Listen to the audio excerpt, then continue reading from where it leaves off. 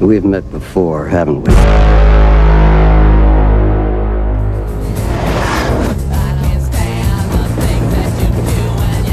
Someone broke in and taped us while we slept.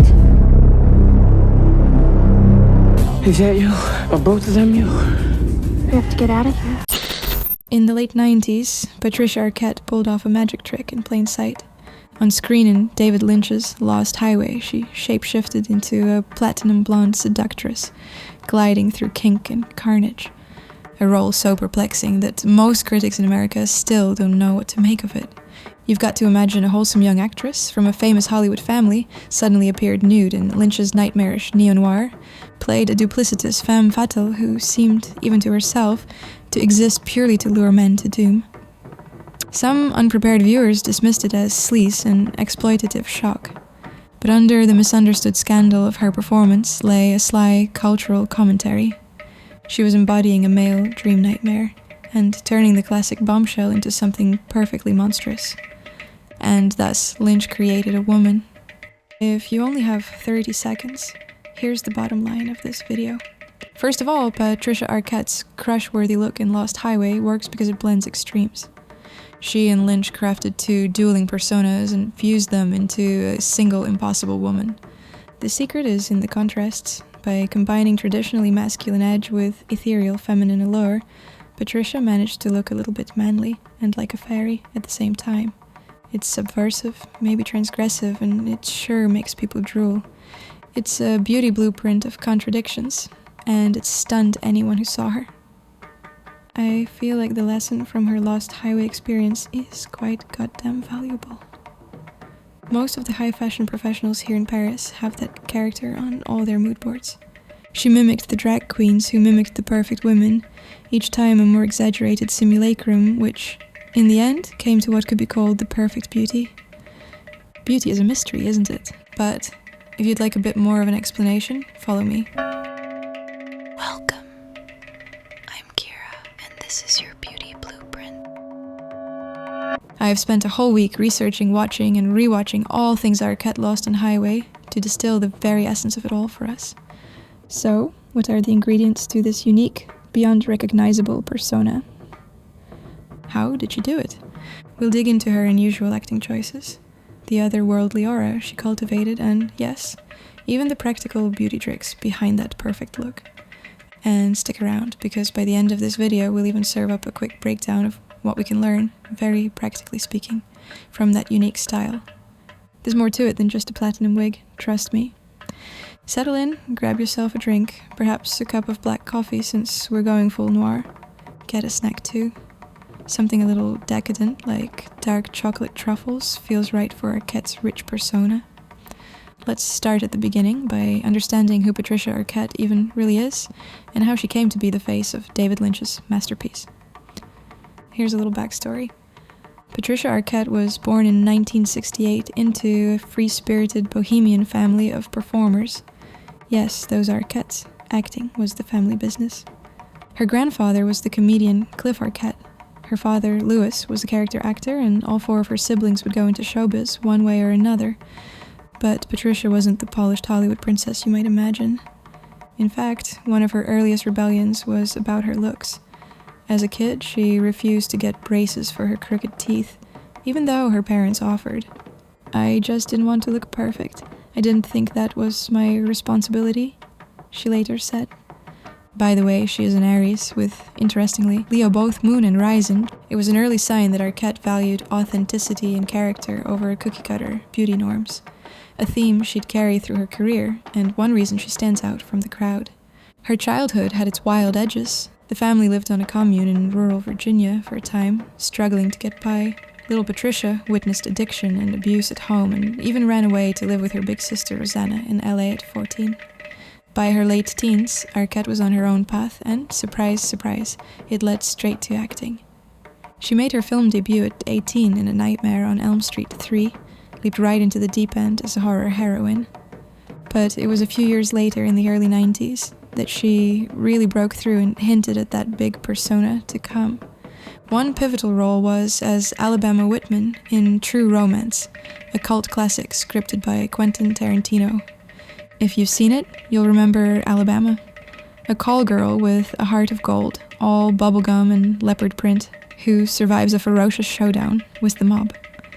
Patricia brought a certain unusual energy to that part, sexy, sweet, but also feral. That put her on Hollywood's radar as someone who could mix innocence and danger in a seriously unique way. True romance was when 90s film fans first fell in love with Patricia Arquette. And behind the scenes, her personal life in the 90s was just as bright.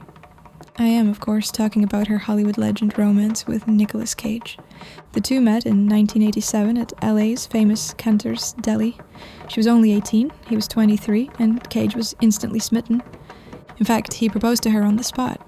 Impetuous much? Arquette turned him down and, thinking she'd never actually see this crazy actor again, decided to toy with him. She handed Cage a list of impossible quests he'd have to fulfill to win her heart, bring her a rare black orchid, secure the autograph of the famously reclusive writer J.D. Salinger, fetch a Lisu tribal wedding dress from Southeast Asia, and even steal a giant fiberglass Bob's Big Boy statue.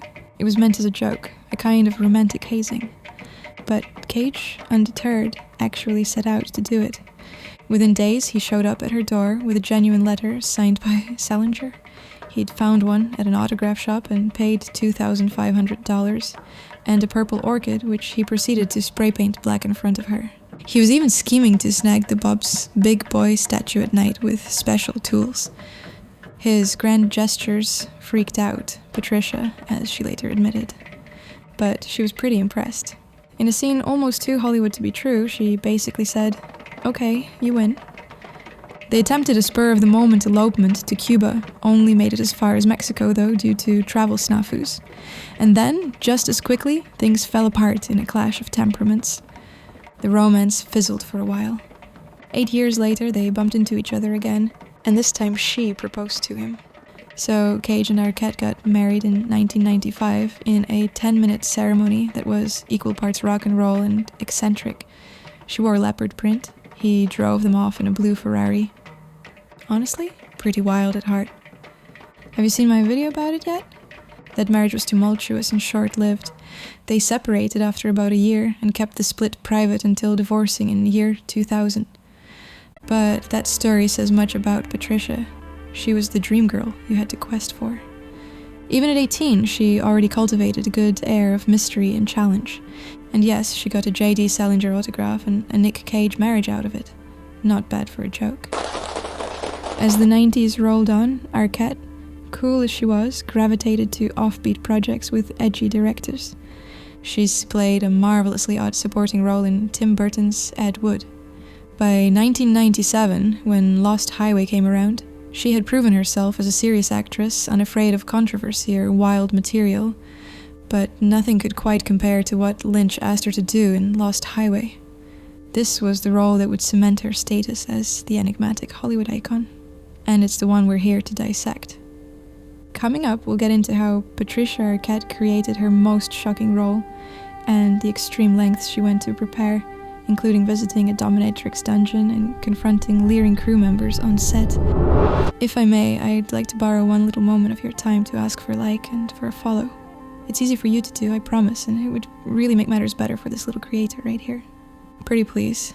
I have also designed a special Lost Highway t-shirt, just for this video's launch. They ship really quickly to and from almost every country on the planet. I have a few samples and they're perfectly soft, so I can be sure you will love what you'll buy. We have quite a big range now.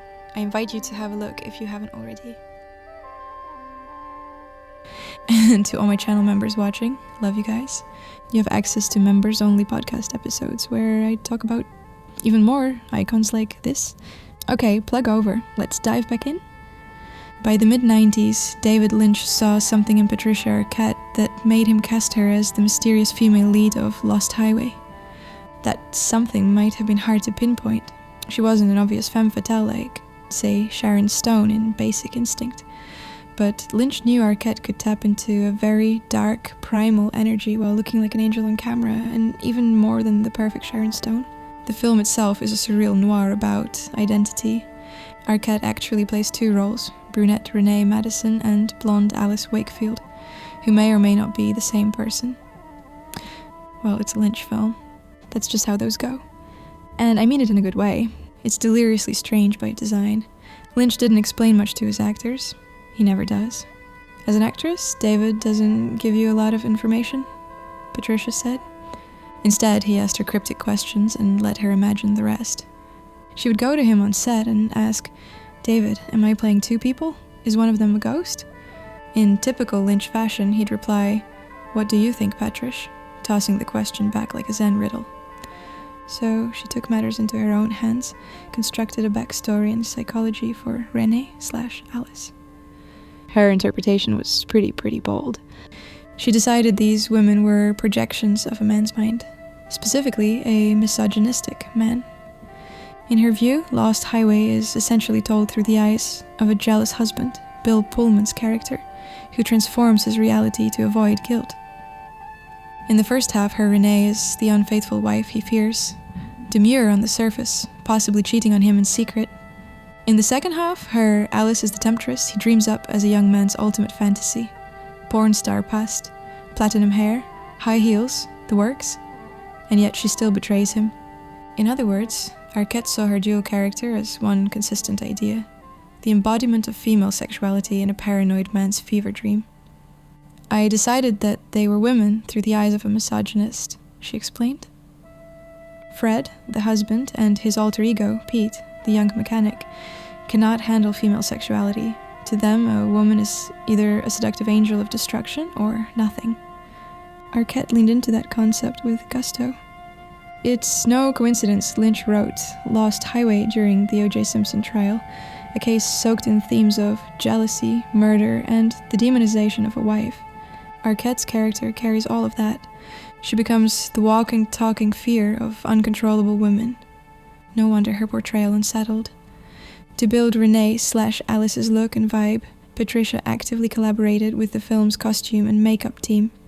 Together with the legendary costume designer Patricia Norris and makeup artist Debbie Zoller, two contrasting visual blueprints for the character were created. For Renee, the brunette, they went with a throwback, almost campy retro look, jet black hair in a short bob with Betty Page bangs, pale skin and dark red lips, an homage to 40s pin-up and pulp noir heroines. They even discussed how Renee might resemble the notorious Black Dahlia murder victim Elizabeth Short, adding an extra layer of morbid noir folklore. By contrast, for Alice, she transformed into a classically eerie Lynchian siren. Platinum blonde hair styled in soft waves, white satin lingerie and tight skirts, and a frosty makeup that gave her an unreal, almost glowing aura. To get Arquette's blonde Alice metallic sheen, makeup artist pulled products from MAC and Stila, shimmery pale tones on the eyes, gleaming lipsticks, whatever would create that polished, perfectly impossibly beautiful porcelain doll effect. The end result is unforgettable. Alice looks like a fantasy version of a woman, too good to be real.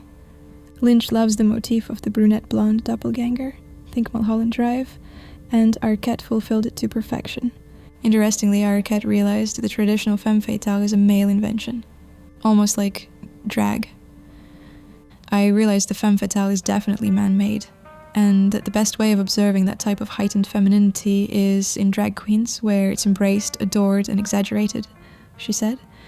In preparing for Lost Highway, she actually looked to drag performers for inspiration on how to do that kind of hyper-feminine charm.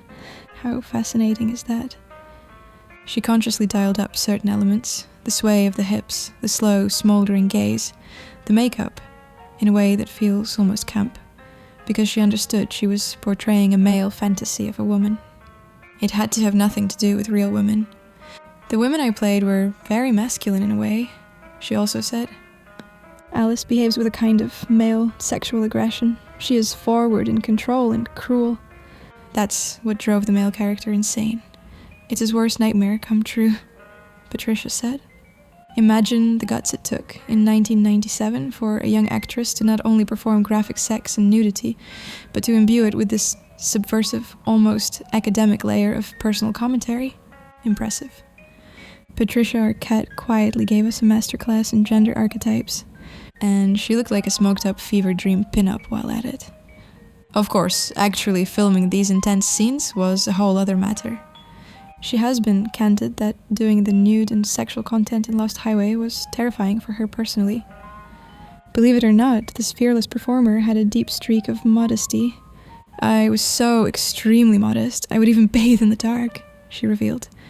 In fact, one reason she agreed to Lost Highway was to confront her phobia of nudity, to push past it.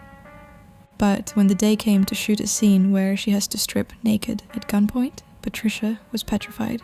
To make matters worse, some male crew members on set were making lewd, gross comments within earshot. Arquette felt vulnerable and objectified, a nightmare scenario for any actress in such a scene. So she did something that might surprise you. She marched to Lynch and told him point blank, "I am not comfortable. They are saying gross things." David Lynch, bless him, did not brush it off. He demanded to know who said what, then promptly cleared the set of any unnecessary gawkers. He sent Arquette out of the room and handled the situation in his Lynchian ways. When Patricia returned, she recalls, "All these men were looking at their feet, all apologetic." From that point on, she felt safer. On another occasion, filming a sex scene with co-star Balthazar Getty, she noticed more people on set than strictly necessary, despite it being a closed set. She warned the crew, "If I take this robe off and I look at you and I know you don't have to be there, I am going to punch you in the face. You have to admire that." She even turned to Getty and said, "Just keep your hands on my tits. I'd rather you hold them than the whole world saw them." It's a darkly funny line, but also a savvy strategy for maintaining some control. This was years before intimacy coordinators were standard practice. David Lynch's support in that moment speaks volumes about why actors love him, but not quite why Arquette later jokingly called him Satan. More on that in a second. More importantly, it shows Patricia Arquette in full command, even in vulnerability. She won't suffer disrespect. I'd like us to learn from that. Also, that strength of character unavoidably translates to the intensity we see on screen. Well, so here's this extra bit. In a recent interview, Patricia revealed that during the shoot, she jokingly started calling David Lynch Mr. Satan. Lynch, known for being the nicest guy in the world, probably got a kick out of that. Patricia ultimately clarified she didn't really think he was evil, but the process of making Lost Highway was that psychologically intense. For me, making Lost Highway was one of the bravest things I could have done. I was so sick of carrying this burden of terror, this fear, she reflected. It paid off. She exorcised some personal demons and delivered a hell of a performance. Lucky us. When Lost Highway premiered in 1997, the reaction was polarized. But over the years, as the movie gained cult status and people have come to appreciate what she did, she once summed it up by saying she wanted to explore the female monster in that film. And boy, did she. She even drew on references as old as the Bible on set to get into character. She thought about Salome and Jezebel, women of myth who can capture and destroy even the most powerful of men. When Alice is forced to do a striptease for a mobster while men jeer, Arquette said she played it as if Alice were Salome dancing for King Herod. Heady stuff. Now, as promised, let's cheer up and get practical. What can we learn from Patricia Arquette? 1. Embrace contrasts. Arquette's iconic look as Alice in Lost Highway was all about high contrast. You can play with this idea, too. The tension between opposites can create something mysteriously eye-catching. 2. Hair as identity. One of the most visually striking aspects of Patricia's performance was how much a change of hair transformed her. Consider the power of a wig or a drastically different hairstyle to tap into another side of yourself. It's a reminder that beauty can be a kind of play acting. Patricia might agree. There's no one right way to be. You can hold multiple selves within you. 3. Signature makeup detail. In Lost Highway, the makeup detail that stood out was that frosty sheen, a metallic shadow and lip that made her look almost otherworldly. By the way, we spoke about a very similar makeup look in our video on Closer with Natalie Portman. I'd recommend that you check it out. 4. Own your body language. No product or costume would have mattered if she hadn't moved and carried herself as she did. She glides, slowly, confidently. She doesn't fidget or rush. She's visually telling the world, I know you're watching me, and I'm in control. We can all practice that. It can be as simple as consciously slowing your walk a touch and keeping your chin up. It sounds silly, but please just try it anyway. 5. Be true to your character. Ultimately, the biggest beauty lesson from Patricia Arquette is to be authentic to yourself, even if that self isn't perfect by conventional standards. Your style should serve you, not the other way around. It's hard to explain, but beauty is closer to ugliness than it is to perfection. Perfection is closest to nothing. In an interview not long ago, Patricia said, "We are finally getting to the point where there isn't a right or wrong way to be. You just are the way you are." That might be the ultimate beauty secret. And my favorite one, too. Arquette's entire career and persona are built on it, whether she's playing a terrifying femme fatale or walking a red carpet without a lick of Botox.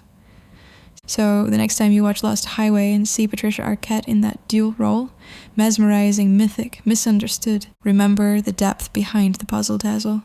She wasn't just playing a bombshell, she was cleverly re-reflecting one, even as she made us all fall under her spell. I feel like this lesson from her Lost Highway experience is quite valuable.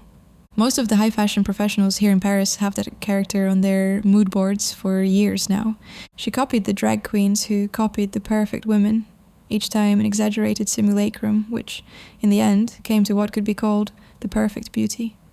Her face itself was a little masculine, and it is often said that the most beautiful women have that feature.